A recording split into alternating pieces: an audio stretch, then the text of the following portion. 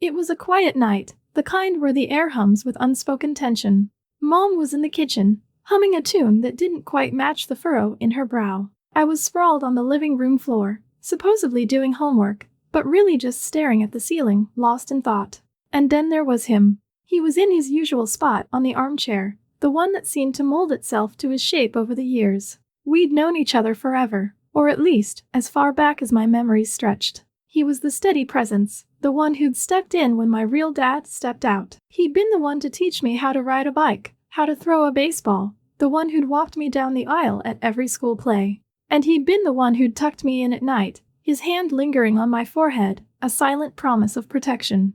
But something felt different tonight. The air was heavy, charged with an energy I couldn't quite place. The movie playing on the TV was some cheesy rom-com Mom loved, but neither of us was really watching it. I glanced at him. He was staring at the screen, but his eyes weren't focused. He seemed distant. I couldn't shake the feeling that something was about to happen, something that would shatter the comfortable reality we'd built. An idea sparked in my mind, reckless and impulsive. I wanted to break the silence, to shake things up. Before I could think twice, I was on my feet, giggling as I launched myself onto his lap. "Come on, Papa, let's find anything better than this," I said, the words tumbling out in a rush. The laughter died in my throat as soon as I landed. His hands went to my waist, instinctively, a reflex he'd probably done 1,000 times before. Except this time, they lingered. Just a second too long, maybe, but it was enough. The air crackled between us, thick with unspoken words. I wanted to jump up, to laugh it off, but his fingers stayed put, a silent question mark against my skin. I could feel the tension radiating off him, a sudden stiffness in his whole body. I tilted my head up, meeting his eyes. They were different, somehow. Not the warm, familiar look I was used to. This was something else. It lasted a heartbeat, but it felt like an eternity. A strange heat bloomed in my chest, a feeling so foreign it made my stomach clench. "Oops, sorry," I chirped, scrambling to my feet, a nervous laugh bubbling up. "Just kidding." He didn't say anything, just ran a hand through his hair, his gaze flickering away as he reached for his water glass. The clink of the ice was loud in the sudden silence. I backed away, a knot of unease tightening in my stomach. I couldn't explain it, but something had shifted between us, a line drawn in the sand. The rest of the evening passed without incident, or at least, without anything noticeable. Mom came in from the kitchen, her smile bright as she announced dinner. We ate, we talked, we laughed. But the undercurrent of tension remained, a silent hum beneath the surface of our normal life. As I lay in bed that night, sleep eluded me. My heart was still racing. The image of his eyes burned into my memory. I replayed the moment over and over in my head, trying to convince myself I was imagining things, that it was just a silly, innocent interaction. But deep down, a little voice whispered that wasn't right. And that was just the beginning. "Trust me, you won't believe what happens next." The next morning at breakfast, everything seemed normal. Mom chatted about work, oblivious, while I tried to act like my usual self. But his eyes, I could feel them on me, a constant awareness that made my skin prickle. He acted the same, too, or was he just pretending?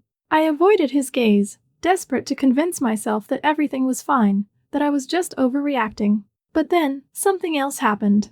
Mom went out to the store that evening, leaving us alone.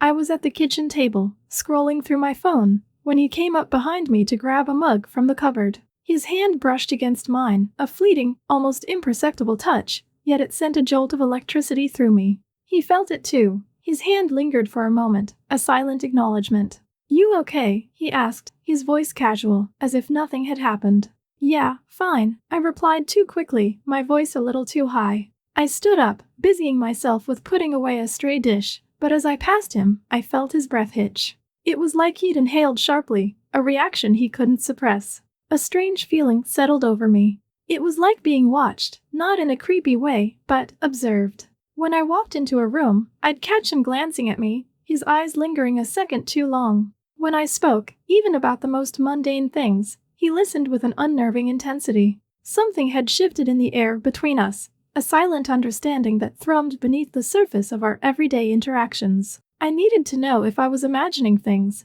if my paranoia was getting the better of me. So, I decided to test the waters. The following evening, we were alone again.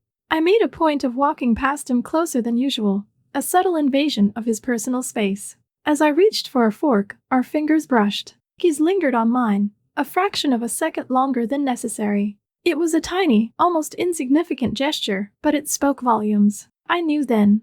It wasn't accidental anymore. The tension ratcheted up another notch, a silent battle of wills playing out in the space between us. Every shared glance, every casual touch, became charged with meaning. The air crackled with unspoken words, with a dangerous undercurrent that both thrilled and terrified me. I started noticing things I'd never paid attention to before. The way his eyes followed me when I moved, the way his hand brushed against mine when we reached for the same thing. It was like a dance, a delicate push and pull that left me breathless. One evening, we were watching TV when he suddenly turned to me, his eyes searching mine. "There's something I need to tell you," he said, his voice low and serious. My heart pounded in my chest. I knew this was it, the moment of truth. The air was thick with anticipation, with the weight of unspoken words. I could feel the blood rushing to my head, my senses heightened, every nerve ending on high alert. "What is it?" I whispered, my voice barely audible. He hesitated, his gaze flickering away for a moment before returning to mine. The words hung in the air, heavy with unspoken meaning. I held my breath, waiting for him to continue, my mind racing with possibilities. But then, the phone rang, shattering the moment. Mom's name flashed across the screen. He sighed, a flicker of frustration crossing his face. "I should get that," he said, his voice back to normal. He answered the call, his attention shifting away from me. The moment was gone, the words left unsaid. But the tension remained, a knot of anticipation tightening in my stomach. I knew he would tell me eventually. And when he did, everything would change. I should have avoided him. I should have pretended that nothing had happened, that the kiss was a figment of my imagination, a dream I'd conjured in the depths of the night. But instead, I found myself seeking his gaze, drawn to him like a moth to a flickering flame. It was a dangerous game, a reckless dance on the edge of an abyss, and I knew, deep down, that I was going to get burned. He offered to help me with my studies one evening. We sat at the kitchen table, textbooks and papers spread out before us, the silence punctuated by the scratching of pencils and the rustling of pages. He leaned closer, ostensibly to get a better look at my notes, but his breath tickled my ear, sending shivers down my spine. His hand rested on the table, just inches from mine, a silent invitation. My heart hammered against my ribs, a frantic drumbeat that echoed in my ears. I knew this was wrong, that I was playing with fire, but I didn't move away. I couldn't. It was like being caught in a riptide, the irresistible pull of the ocean dragging me further and further out to sea. He noticed my hesitation, the unspoken question in my eyes. A flicker of something unreadable crossed his face. Regret? Desire? I couldn't tell. "You should be careful," he murmured, his voice low and husky, his gaze locked on mine. I didn't know what he meant. Was he warning me? Or himself? The air crackled between us, charged with an electricity that made my skin tingle. We sat there for a moment, suspended in a breathless silence, the unspoken words hanging heavy in the air. "Careful of what?" I finally whispered, my voice barely audible. He didn't answer, just looked at me, his eyes filled with a mixture of longing and something else, something darker, something that made my stomach clench. The moment stretched out, agonizingly slow, each tick of the clock echoing in the silence. I could feel the heat radiating off him, a magnetic pull that drew me closer and closer. And then, just as I thought he was going to say something, Mom walked in, her arms laden with grocery bags. "Sorry, didn't mean to interrupt," she said, her voice bright and cheerful, oblivious to the tension that filled the room. We both jumped apart, like guilty lovers caught in the act. I busied myself with gathering my books, my hands shaking slightly. He cleared his throat, his gaze averted. Mom didn't notice anything, or if she did, she didn't let on. She started unpacking the groceries, humming a tuneless melody, while we sat there, the silence between us thick with unspoken words. The incident left me shaken, my emotions in turmoil. I knew I couldn't continue like this, that I had to put an end to this dangerous game we were playing. But at the same time, I couldn't deny the pull I felt towards him, the irresistible attraction that made me crave his touch, his gaze, his presence. I tried to avoid him, to create distance between us, but it was like trying to escape my own shadow. Everywhere I went, he was there, a constant reminder of the forbidden desire that burned between us. And then, one night, it happened again.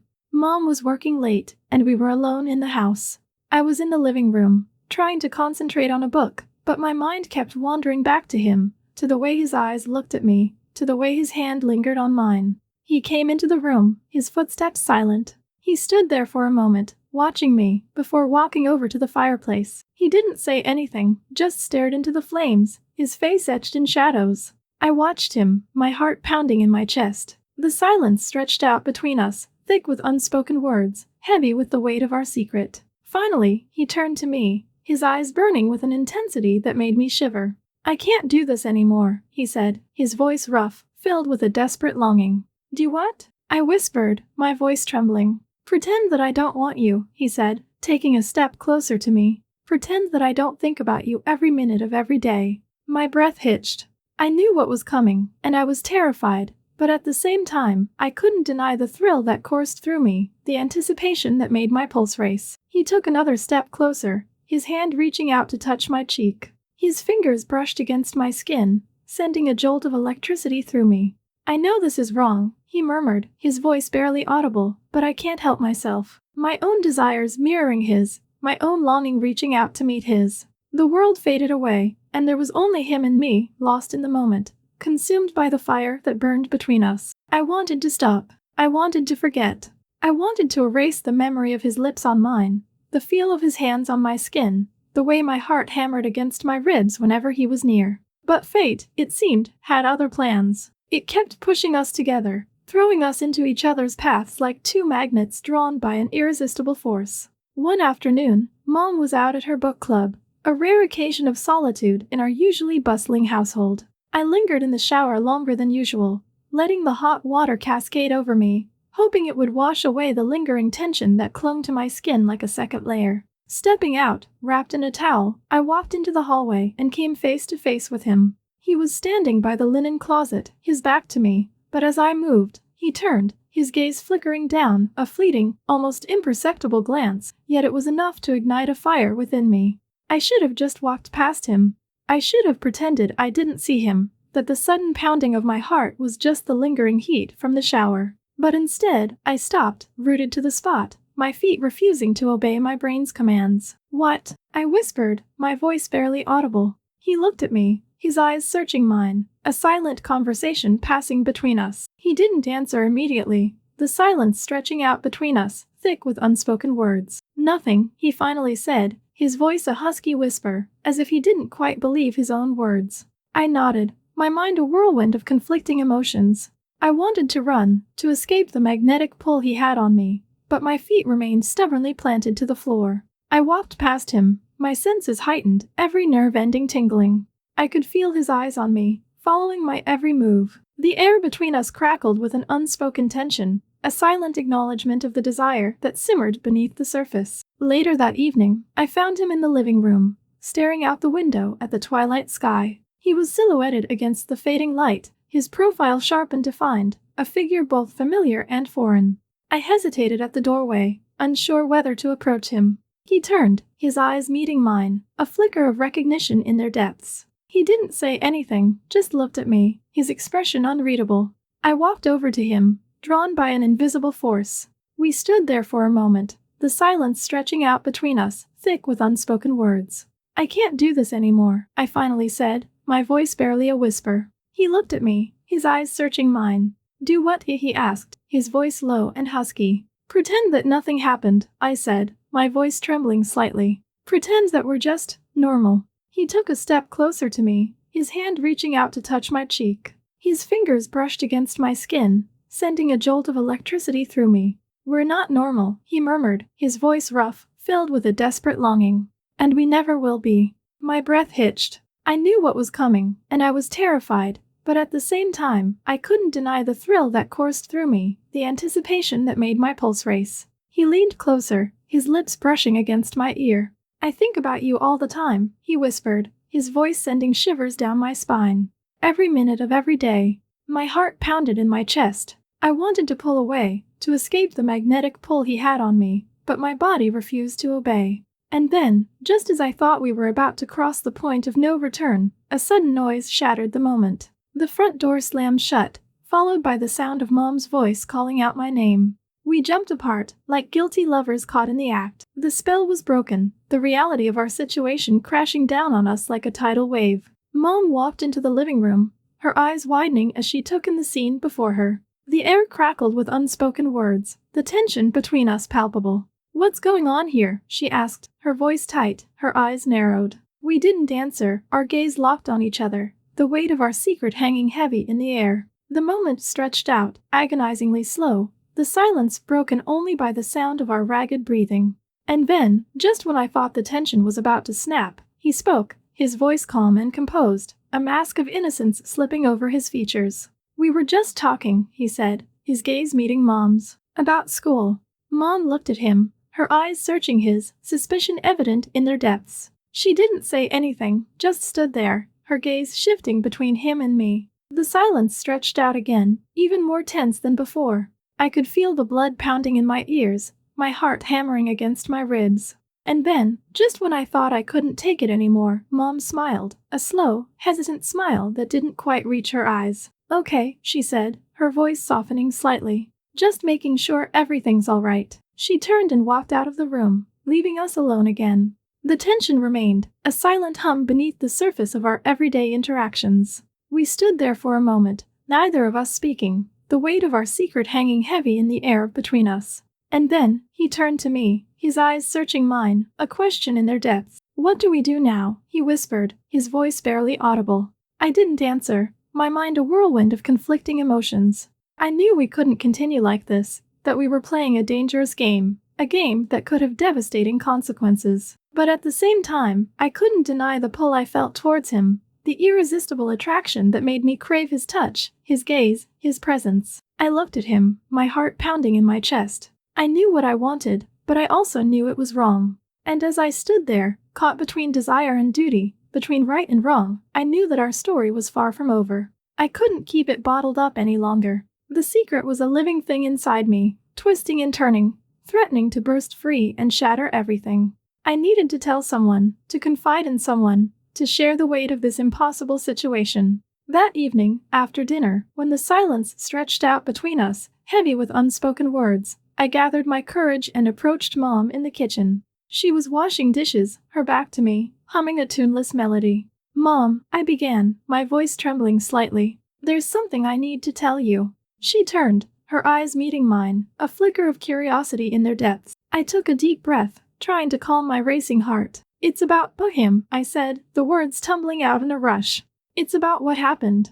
I told her everything, not in explicit details, but in hushed tones and veiled allusions, enough for her to understand the truth that lay hidden beneath the surface of our polite interactions. I told her about the lingering touches, the stolen glances, the unspoken tension that crackled between us like static electricity. I waited for her reaction, expecting disbelief, anger, maybe even a touch of denial.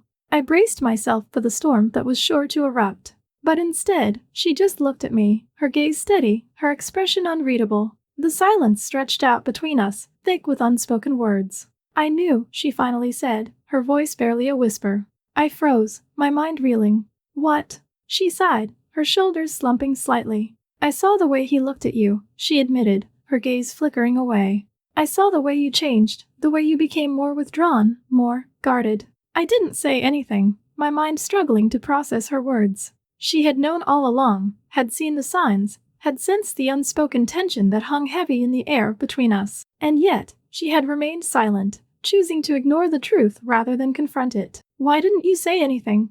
I finally asked, my voice filled with a mixture of confusion and hurt. She shrugged, her expression resigned. "I didn't want to believe it," she admitted, her voice barely audible. "I didn't want to face the truth." A wave of anger washed over me, a bitter resentment towards her denial, towards her willingness to turn a blind eye to the truth. "How could you?"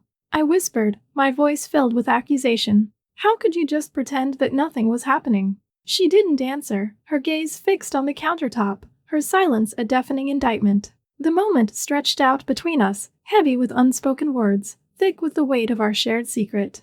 And then, just as I thought the silence was going to stretch on forever, she turned and walked out of the room, disappearing down the hallway and into the sanctuary of her bedroom. The next morning, I woke to the sound of voices downstairs. I could hear Mom talking to someone, her voice low and serious. I got out of bed and walked to the door, listening to the muffled conversation below.